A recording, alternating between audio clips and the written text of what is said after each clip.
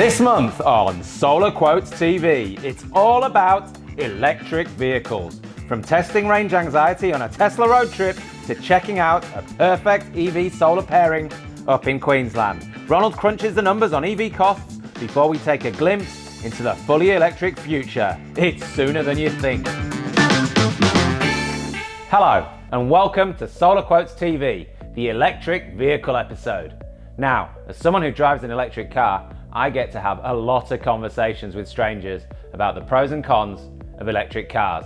The most common questions I get as I plug my car into the public charger near the Solar Quotes office are these. How far can it go before the battery is flat? 420 kilometers. Oh, wow. Can you charge it at a servo? Why would I want to do that? 90% of my charging is done at home. I simply wake up to a fully charged car every morning. Well, what car do you use if you want to go on a really long road trip? This one. I can fast charge in half an hour to 40 minutes, and there are fast chargers every 200 kilometers. Is it faster than a regular car? Yeah, it will destroy a Ford Mustang from the lights. Don't ask me how I know that. Smoke 'em. As you can see, most Aussies see electric cars as a novelty, out of reach to the regular person. Not for long. How long do you think it will be before EVs are cheaper than the equivalent ICE, internal combustion engine car? Well, a recent online survey found 36% of people think the answer is never. In fact, by just 2025, EVs will be cheaper than ICE cars. Then it is game over for petrol and diesel. But even before then, how are EV sales going down here in Australia? They are growing exponentially. Last year, EV sales doubled in Australia. If that trend continues, there'll be 50% of new car sales in just 5 years.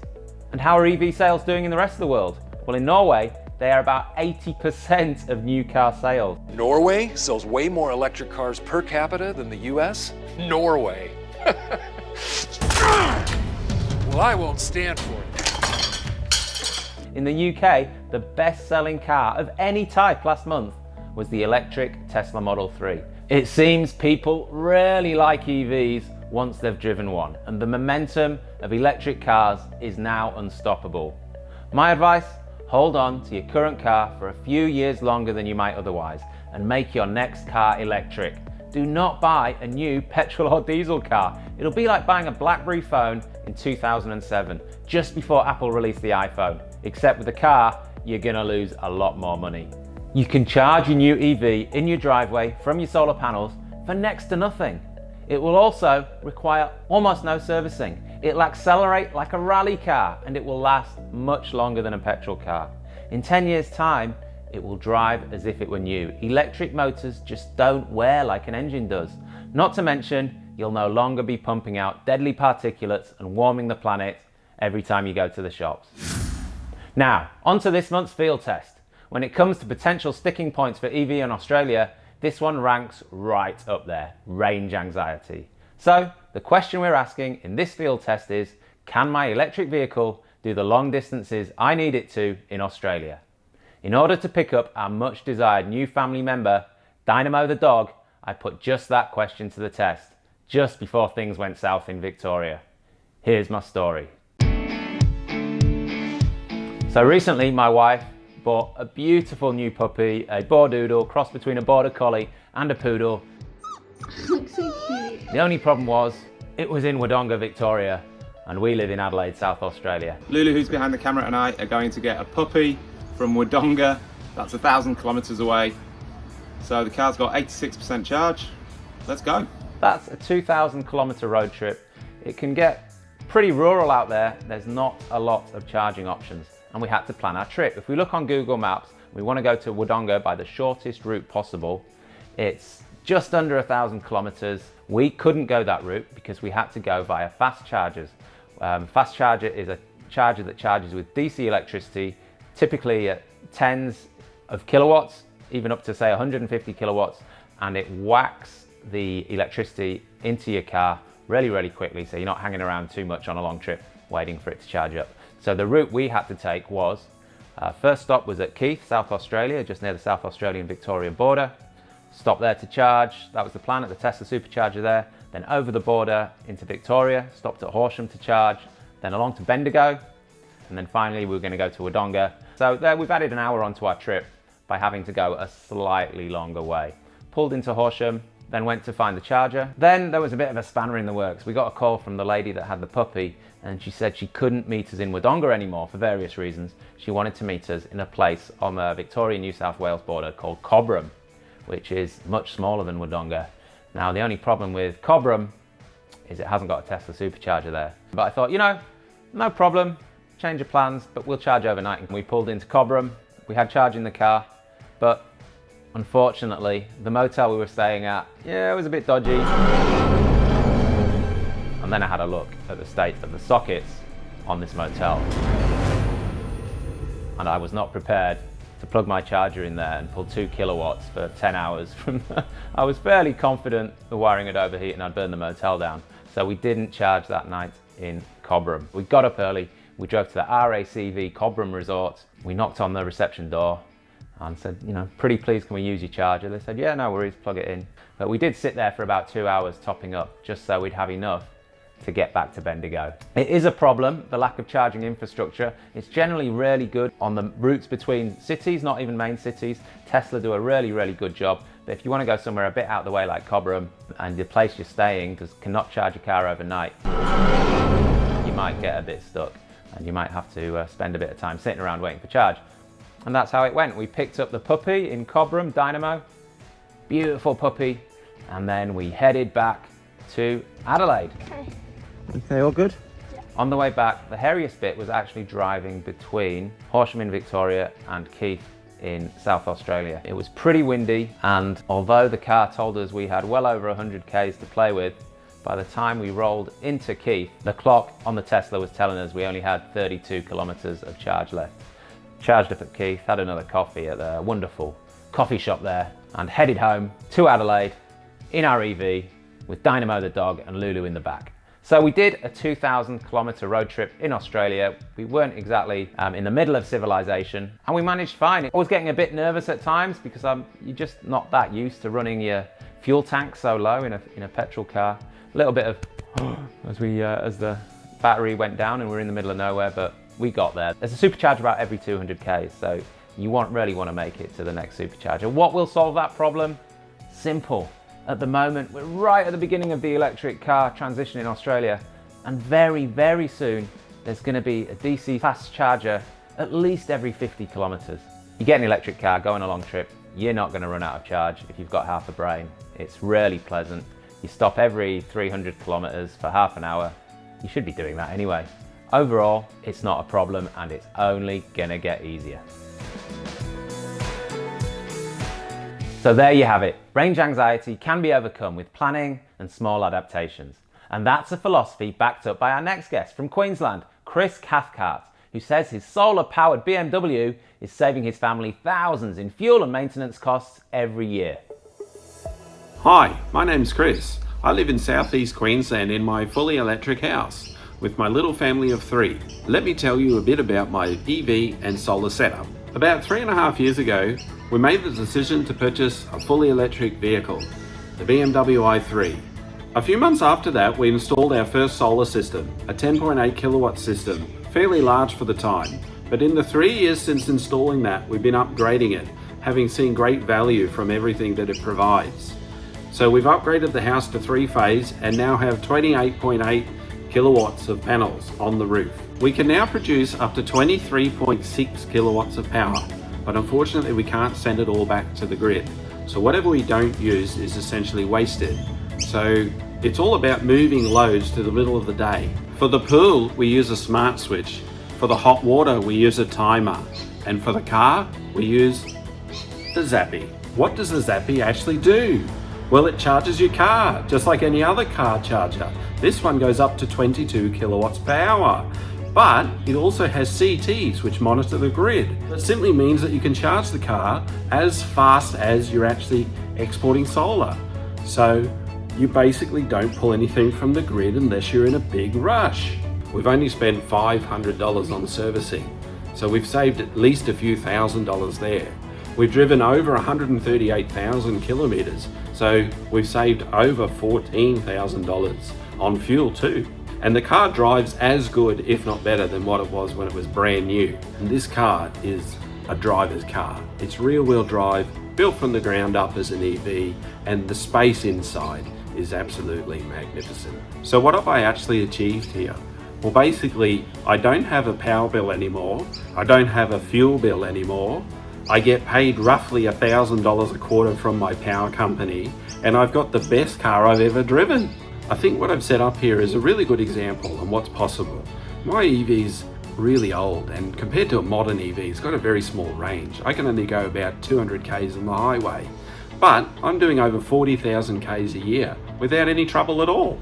Most people would agree that Australia's EV uptake has been pathetic. We can only go up from here, and I can't wait. Now, I will point out that Chris did pay $72,000 for that shiny BMW, which is more than he would have normally forked out for a nice car. But nevertheless, based on his numbers, he's arguably still well ahead, and EVs are only getting cheaper. Now, to our installer of the month, Sasha Stella, a solar installer who has jumped into EVs in a big way, setting up a dedicated EV charging business in preparation for the EV future. Thanks Finn for having me today. My name is Sasha from EV Charge Australia. We've just started up earlier this year, specialising in electric vehicle charging points. So today we've just installed the MyEnergy Zappy, which is a solar smart charger. So we started up about 15 years ago in the solar industry. So it's about finding ways to utilise your solar energy, and one of the ways is to charge your electric vehicle. With that, we've come across a few different products that utilise the solar, and this is why we've got into the electric vehicle charging. It's perfect for soaking up that residual solar. In the commercial market, we're offering the EVNEX, which allows charger management. So for apartment buildings, fleet management, it allows us to manage who's charging, what vehicle at what time. There is a big issue with solar sponging in Australia. We've got so much renewable energy that we need to use during the day, and EVs is going to be the answer for sure. We've got 25 kilowatts on site here. We export a lot of energy, which at the current feed-in tariff is barely worthwhile. So when you look at the feasibility against running a combustion engine against an EV, it definitely works out in our favour. I don't believe that my children will drive a combustion engine. They're 5 years away, and we'll push them towards an electric vehicle, whether it be a small runabout or a Tesla. Regarding cost for charging your electric vehicle, education is the best key, and a lot of people are going to get their electricity bill after 3 months and probably fall over because they haven't been spending that $60 a week in fuel, but instead it's gone towards their electricity account. So education at the start is very important. Solar offsetting your EV charging is definitely going to help with your electricity costs of running the vehicle. Looking at the capacity of your solar system is going to be the next thing. Majority of the systems out there will be slightly undersized. So the cost for installing a smart charger, you're typically looking at around $2,000 to $3,000. If you've got a three-phase supply, it'll be slightly higher due to the hardware that's required. And again, you want to look at what your onboard charger is on the vehicle, because some situations where you've got a 22 kilowatts system available, if your charger can't handle it, then there's no point putting a 22 kilowatt charger in. We love everything about this industry. We believe that electric vehicles are going to be the next big thing. For this month's Solar Tech segment, we're talking to Evan Beaver from ChargeFox in New South Wales, an EV charging company that has been going gangbusters as interest in electric vehicles in Australia really starts to take off. Evan, your time starts now. Oh, g'day Finn, Evan Beaver here from ChargeFox. I've just got back from Shell Cove, where we've got a large ultra-rapid charging site. It's about 200 kilometres from here. And I just wanted to show you around our charging setup and talk a little bit about EV charging in general. Let's have a look. The car is dead flat. I've plugged it in, this is how we do all of our charging at home, just with a 10 amp plug. 10 amps means that can provide 2.4 kilowatts. And the Leaf, with its 24 kilowatt hour battery is going to be completely recharged in about 10 hours. But that's fine. The car's not going anywhere. We can afford to let it sit there and charge slowly. More common when you're out in public is these sorts of things. That's a type 2 connector. So that end will go into a socket on a public charger. Call it a Menike's plug in some places. It's the same as Tesla started out with in Australia. And the other end is that same J1772 AC plug. That can do up to 22 kilowatts AC, but the Leaf has only got a little onboard charger, so it'll stop at about 7.2 kilowatts. You can see down in the front of the car, right hand side is the AC connector. It's quite small compared to the big fat DC charger on the left. That's because that DC charger can do 50 kilowatts DC. So rather than taking 10 hours to completely recharge the battery, that recharges this car from flat in just over half an hour. Don't want to do that too often on a little battery because it'll start to get hot and wear out. We've been living with the Leaf for about a year now and do all of our charging at home through that 10 amp plug and then use public chargers when we're out and about. On our ChargeFox network, which you can access through the app, we've got the ultra rapid stations from Brisbane all the way through to Adelaide. You can drive Brisbane, Sydney, Melbourne, Adelaide, and then there's a couple in Perth and then one in Tasmania. Then in between that, there's loads of public chargers that you can access through that same network. Oh, sorry, what was that? Oh, I think I've run out of time. Sorry, I could go on and on about charging. Hope to talk to you again about it one day, Finn. So, when it comes to EVs, one question that comes up all the time on the email and on our socials, which we'd love you to subscribe to, by the way, is should I go for 3-phase or is single phase enough to charge an electric car? Well, that's a great question. Let's go through the basics of electric car charging in your home. Your first option, which is good enough for some people all the time, is you simply plug your car into a regular socket. Now, a regular socket can give you 10 amps. 10 amps times 230 volts gives you 2.3 kilowatts. So you can charge just over 2 kilowatts from a standard socket using the wall box that came with your car. Now, if you've got a 60 kilowatt hour battery, that's going to take about 30 hours to charge from empty. So it is a slow trickle charge. But if you don't empty your tank every day, then that doesn't matter. If you only use 10 kilowatt hours on a typical day, then you plug it in for 5 hours overnight, boom, you've got a full battery. So standard socket will charge at just over 2 kilowatts. If you want to buy a dedicated charger that goes on the wall, your options are single phase or 3-phase, and the question is, what should they go for? Well, let's go through the pros and cons of each. If you get a single phase dedicated charger, that's a 32 amp circuit. 32 amps times 230 volts is about 7 kilowatts. You can charge at about 7 kilowatts. That's a really nice speed to charge a car at, because if you've got a 60 kilowatt hour, 70 kilowatt hour battery, you'll easily charge it overnight. So you might be thinking, okay, well, 7 kilowatts, that's all I need. I can charge my car from empty overnight. Yes, but if you get 3-phase, you can charge potentially 3 times faster, up to 21 kilowatts. But be careful, your car might not charge at 21 kilowatts from an AC supply. Check the specs of your car. So you can charge up to 21 kilowatts, so up to 3 times faster. When would you want to do that? Well, if you're in a hurry, you've drained your battery and you need to go on a long trip and you need to go soon, you've got the flexibility there to charge 3 times faster. You can fill your 60 kilowatt hour battery in about 3 hours. So that's really nice. The other thing that's nice about high powered charging from 3-phase is it makes it easier to maximize your solar. If you've got more than 7 kilowatts of spare solar, you can bang that into your car if you've got a 3-phase connection to your car charger. Now, the other reason that you might want 3-phase is looking a bit further into the future. The average house in Australia has more than one car, and all your cars very soon, trust me, are going to be electric. So if you've got 2 cars in the garage and you want to charge them both overnight, you want more than single phase, because you might want to charge them both at 7 kilowatts. My advice, if you're building a house or you're running a wire from your switchboard to your garage for an EV charger, run 3-phase. 3-phase cables aren't that much more than single phase cables when you take into account the cost of the labor. The expensive bit's the labor, putting the cable in. If you're gonna put a cable in, you might as well put 3-phase in. Even if you don't use it initially, you will thank me when you get more than one EV. And now it's time for Where's Ned? the segment where we try and track down our wandering curator of reviews here at Solar Quotes. Ned, where could you possibly be this time, mate?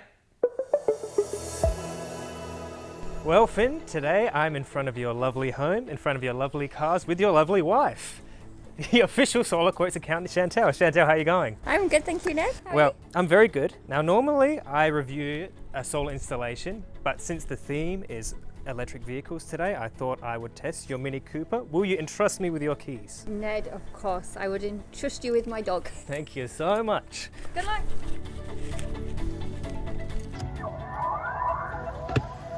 Very cool. I feel like I'm in the Millennium Falcon. Now, I'm not much of a car guy per se, so this might be more of a casual review. The only thing I really care about is if the front door works, which in my current car it does not. Immediately I can tell just from driving my old gas car, this car is very, very responsive, sensitive, and quick, which I'm not used to, but I'm enjoying it quite a lot. I'm also amazed at how quiet the engine is. I feel like I can hear my heartbeat. And again, I'm very nervous because I don't want to get fired by smashing this car into somebody else. Yeah, I'd say the only thing that holds people back, like myself, is the price. I can't see any other reason in my mind why you wouldn't go with an electric vehicle. Here we go. We're putting this to max power, sports mode. Let's see how quickly this baby takes off. Hey! Oh my God! Hopefully I didn't get a speeding fine like my colleague, Mr. Brackles. Yeah, so I've been driving around Adelaide in this Mini Cooper for about half an hour. It only took me that long to get quite confident and comfortable with it. Everything is just really intuitive and easy to use. And I think most importantly to me, it's just a really fun experience. If I didn't have the money hurdle, I'd get on it straight away. If this was a solar installation review like I normally do, that's an easy 5 out of 5, or if Mini Cooper want to sponsor my segment, wink, that's a 6 out of 5. So thanks for that, guys, and hopefully I'll be seeing you in my brand new EV next month. See you then. So, if you see Ned in new electric wheels, let me know. There's no car for comments here at Solar Quotes. Now it's time to reach out across the internet to chat to the one and only Ronald Brackles, who has dared to cross a border to visit his parents in Hervey Bay, Queensland. So how's the EV scene in Hervey Bay? Lots of electric cars on the road there? I've seen one. It's the MG electric SUV. It looked pretty good. And the best thing about it, $45,000, brand new, drive away. So you've been looking into the cost of driving owning a EV? Yeah, I've had a look at that. So, as you know, you don't got to put petrol in them. So the cheaper your grid electricity, the cheaper they are to run. And if you're smart enough to charge them with, say, 50% solar, gets even cheaper. Are they free to charge from solar, Ronald? A lot of people claim it's free to charge an EV from solar. Not really, no. In some cases. But most of the time, that electricity you're putting into your car could be sent to the grid for your solar feed-in tariff. So you should count that as an expense because you're missing out on it. Even when you account for that, it's still very cheap. So I've got this graph here, and it shows how much it costs to run a car per kilometre. For a petrol car with $1.50 litre petrol, you're looking at 16.7 cents for the average passenger car in Australia on the road at the moment. You're charging a car with half grid electricity, half solar off your roof, 2.7 cents per kilometre. Now, I've based this on me driving a Tesla 3 and an electricity and solar in Sydney, Australia's biggest city. So you're saving money in petrol? Also, you'll save money on maintenance. Finn, you've got a couple of electric cars, haven't you? I'm lucky enough to have 2, yes. How much you spent on maintenance for them so far? That would be $0. $0. How many kilometres? I think it's about 33,000 we're up to on the Tesla. Okay, that's pretty good. So even if you paid only $250 per service every 10,000 kilometres, you're looking at $750 for a petrol-powered car here. Same kilometres. That's a fairly cheap service. That's a very cheap service, but that's what my parents pay, who are very cheap people. Using $400 a year, which is roughly what my parents pay, for 14,000 kilometres of driving, the average distance for a passenger car in Australia, and I've allowed $100 per year for servicing of the electric car, just in case it needs some servicing. And on this graph here, you can see the annual cost of running these vehicles. In the first year, you'll save $2,260 with $1.50 petrol. You'll save twice that the next year, and so on, till after 10 years, you've saved around $22,600. Now, this will depend on what the price of petrol is in the future. I don't have a crystal ball. This is just based on today's prices. Of course, at some point, the battery will need to be replaced. But in 10, 15 years' time, I expect they'll be a lot cheaper. So how would you like to sum up, Ronald? I am very excited about electric cars, and you have to adjust that because it's very hard for anything to excite my ancient blackened heart. So this is a very positive sign. Electric cars, they're the future. If you're a rev head, they provide better performance. If you're worried about your wallet, they will provide low-cost operations for many years in the future. And soon, the purchase price will gradually fall and be competitive with most petrol-powered cars. So the future value of petrol cars, it's not going to be high. So there you have it. Ronald Brackles, possibly Australia's most sceptical man, most hard to convince, the blackest heart, and even he's getting excited about electric cars. I think there's something in this electric car thing. Definitely. So Finn. Ronald. Yeah, you said that if I did this video call, it'd be count as work and you'd pay for my air ticket back to Adelaide. But the money, it hasn't arrived yet. Well, we can only really afford your return airfare if we get the YouTube subscriber count above 15,000. What? Yeah, so we need another 500 subscribers, guys. So please, if you want to see Ronald next month, he won't be here if he's walking home from Queensland. We're going to have to get him on the plane. So subscribe, get us above 15,000. Please do that. I don't want to have to walk.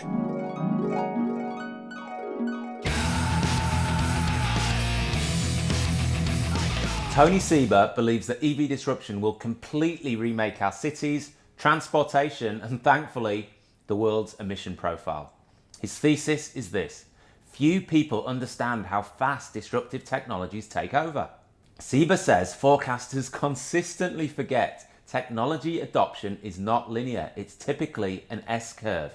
That's how it went with mobile phones. In 1985, McKinsey gave AT&T a prediction that there would be 900,000 mobiles in the year 2000, when in fact, the number sold was a whopping 100 million. The International Energy Agency has consistently and massively underestimated solar panel uptake every year for the last 10 years. And that's how EVs will play out. On a per mile basis, EVs can be 10 times cheaper to power than internal combustion engines. An EV has 20 plus moving parts versus 2,000 plus for the internal combustion engine. Sieber says because there are so few moving parts, the EV is close to zero maintenance and makers will be able to offer infinite mile warranties. EVs especially make sense for fleet owners because they last so long. Cars operated by fleets rack up an average of about 160,000 kilometers per year. So over 5 years, you either buy one EV or 3 internal combustion cars. Sieber predicts a 90% reduction in emissions from transport by 2030. Not because of governments, in spite of them. And that's good news for Australia, the land of EV taxes and an idiot Prime Minister that claims EVs will ruin your weekend. And that was episode 10 of Solar Quotes TV. We'll be back next month with a Made in Australia special where we'll visit the Aussie manufacturers making solar panels, inverters and batteries right here in Australia. Till then, I'm going camping in my EV. See you later.